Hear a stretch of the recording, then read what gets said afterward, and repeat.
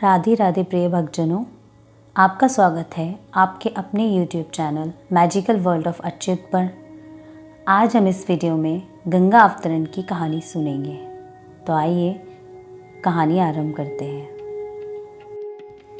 एक समय अयोध्या में राजा सगर का राज्य था, जो अत्यंत धर्मात्मा और पुण्यात्मा थे। उन्हें सारे सुख प्राप्त थे। दुख था तो बस एक ही बात का कि उन्हें कोई संतान नहीं थी। राजा सगर की 2 रानियां थीं और दोनों संतान विहीन। संतान प्राप्ति के लिए राजा और रानियों ने कई पूजा अनुष्ठान किए, पर सब व्यर्थ। तब कोई और उपाय न पाकर राजा रानियों सहित हिमालय पर्वत पर गए और संतान कामना से कठोर तप आरंभ किया। तप करते हुए 100 वर्ष व्यतीत हो गए। तब कहीं प्रसन्न होकर भृगु मुनि ने राजा को वरदान दिया, राजन, अब तुम निश्चिंत होकर अयोध्या जाओ, तुम्हें अवश्य संतान होगी। सच महाराज? राजा सगर ने गदगद स्वर में पूछा। हाँ, भृगु मुनि बोले, एक रानी को होगी सिर्फ एक संतान और दूसरी रानी को 60,000 संतानें। जो एक संतान होगी उससे तो तुम्हारे वंश की वृद्धि और दूसरी रानी की 60,000 संतानें अत्यंत पराक्रमी होंगी। महाराज, आपने तो मेरी सारी चिंताएं हर ली। राजा सगर बोले, अब सिर्फ यह बता दीजिए कि एक संतान की माँ कौन सी रानी बनेगी और 60,000 संतानों की माँ कौन सी रानी। यह तो तुम्हारी रानियों पर निर्भर करता है, वे किस किस संतान की माँ बनना चाहती हैं। राजा सगर ने अपनी दोनों रानियों से इच्छा पूछी तो केशनी नामक रानी बोली, मैं तो एक ही संतान चाहती हूँ जो वंश की वृद्धि करे। जबकि सुमति नामक रानी ने कहा, मुझे तो 60,000 संतानों की इच्छा है जिनकी वीरता से वंश का नाम रोशन हो। तथास्तु, भृगु मुनि ने आशीर्वाद दिया। राजा सगर का तप सफल हुआ और वे खुशी खुशी अयोध्या लौट गए। समय आने पर केशनी को एक पुत्र पैदा हुआ, जिसका नाम रखा गया असमंजस। सुमति के गर्भ से एक पिंड निकला, जिनमें 60,000 पुत्रों ने जन्म लिया। इन पुत्रों की देखरेख के लिए अनेक धायाएँ नियुक्त की गईं, जिनके लालन पालन से वे बड़े होने लगे। 60,000 पुत्र बड़े हुए तो अत्यंत पराक्रमी और सुंदर बने, जबकि असमंजस बहुत ही क्रूर, शरारती और अत्याचारी निकला। लोगों को बिना बात के कष्ट देता और खुश होता था। उसकी क्रूरता से जनता में रोष और क्रोध फैल गया। यह देखकर शुभ चिंतकों ने राजा को सलाह दी कि ऐसे अविवेकी पुत्र को तो देश निकाला दे देना चाहिए। राजा को यह सलाह माननी ही पड़ी और असमंजस को देश से निकाल बाहर कर दिया गया। हाँ, असमंजस का पुत्र ज़रूर था, जो बहुत संयमी, विवेकशील, वीर और सुसभ्य था। नाम था अंशुमान। कुछ समय गुजर जाने के बाद राजा सगर ने अश्वमेघ यज्ञ की तैयारियां की। यज्ञ के लिए श्यामकर्ण घोड़ा छोड़ दिया गया।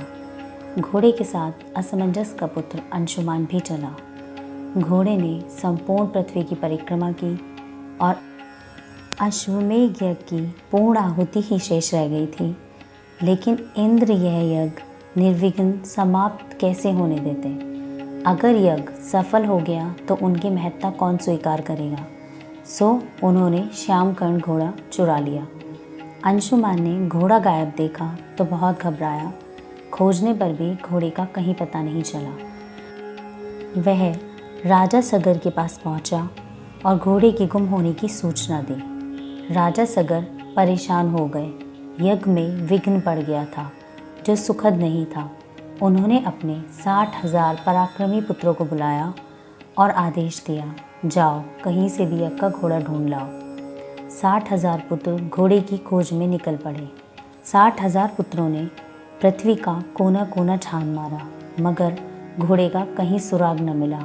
अपने अपने घोड़ों पर सवार वे अत्यंत बलवान और लंबे चौड़े राजकुमार जहाँ भी निकल जाते वहीं खलबली मच जाती। दसों दिशाओं को उन्होंने अपनी खोज से मथ डाला। घोड़ा कहीं नहीं मिला तो वे परेशान, अब क्या करें। ठीक है, भूतल पर न सही तो पाताल लोक में ही सही। सो उन्होंने पृथ्वी की खुदाई शुरू कर दी। खोदते खोदते सामने विशाल गड्ढा खुद गया। असंख्य जीव जंतु मारे गए, पर घोड़ा था कि उसका कहीं निशान नहीं मिल पाया। निराशा की पराकाष्ठा में वे अयोध्या लौट आए और पिता से बोले, राजन, पृथ्वी का ऐसा कोई कोना नहीं जहाँ हम नहीं गए हों। पृथ्वी के अंदर भी गए, पर घोड़े का कहीं पता नहीं चल सका। अब आपकी जैसी आज्ञा। 60,000 पराक्रमी पुत्रों के ऐसे वचन सुनकर राजा सगर के क्रोध का ठिकाना नहीं रहा।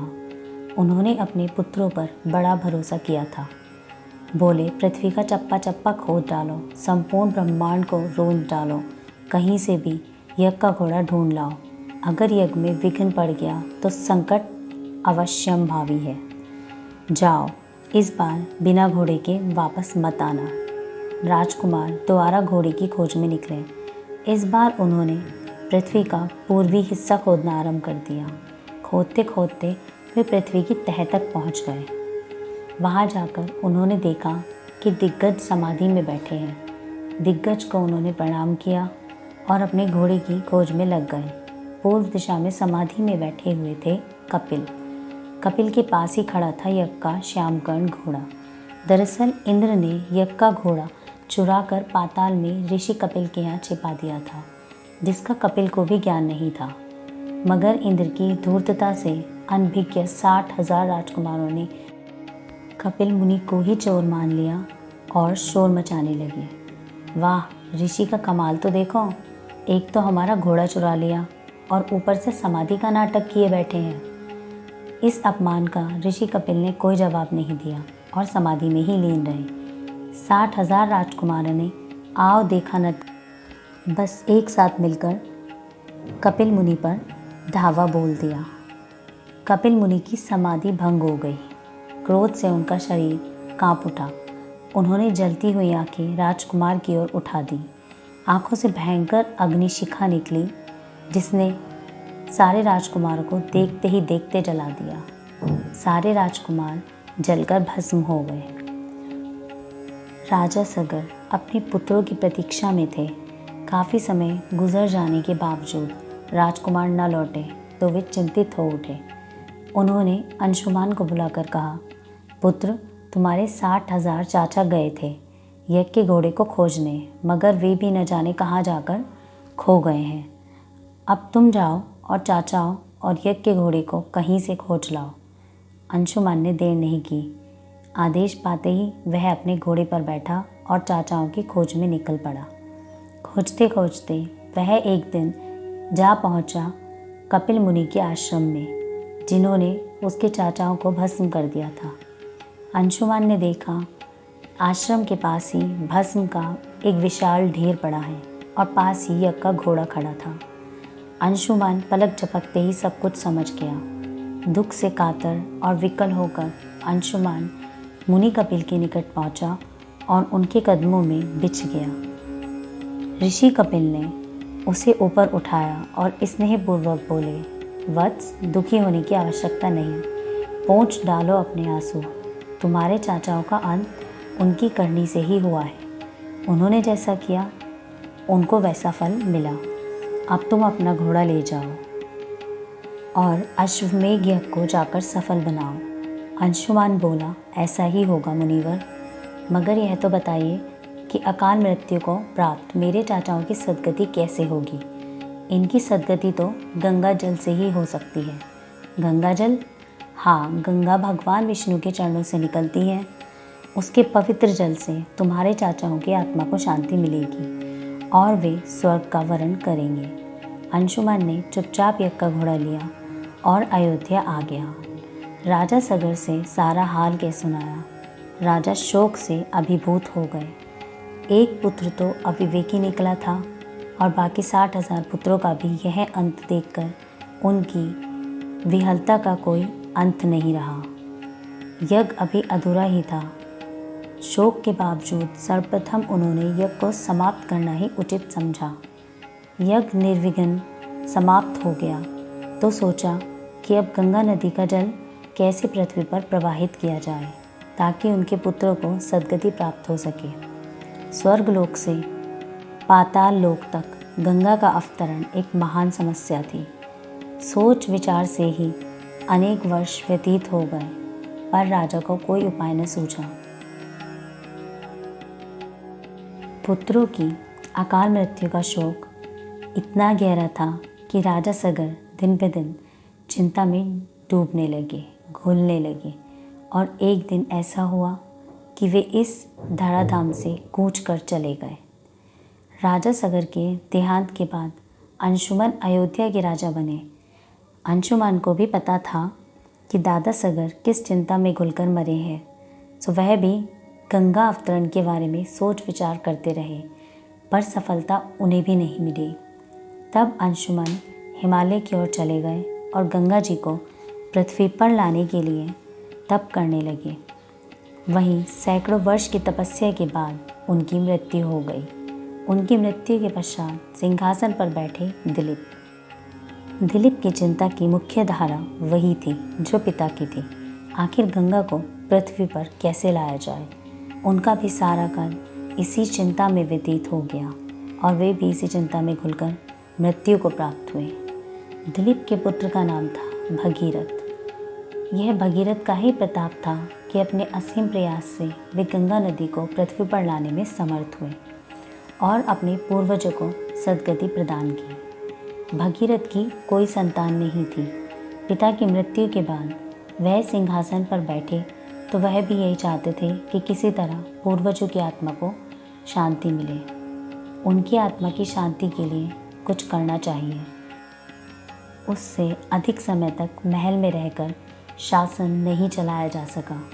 वह राज्य का भार विश्वस्त मंत्रियों को सौंपकर स्वयं गंगा को लाने गोकर्ण तीर्थ जा पहुँचे।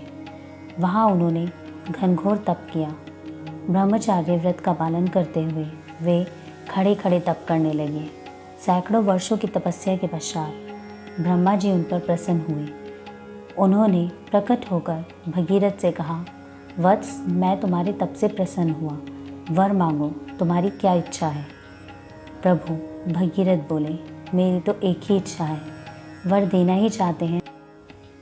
यह दीजिए कि गंगा का पृथ्वी पर अवतरण हो ताकि मेरे पूर्वजों को उसके पवित्र जल से सद्गति प्राप्त हो।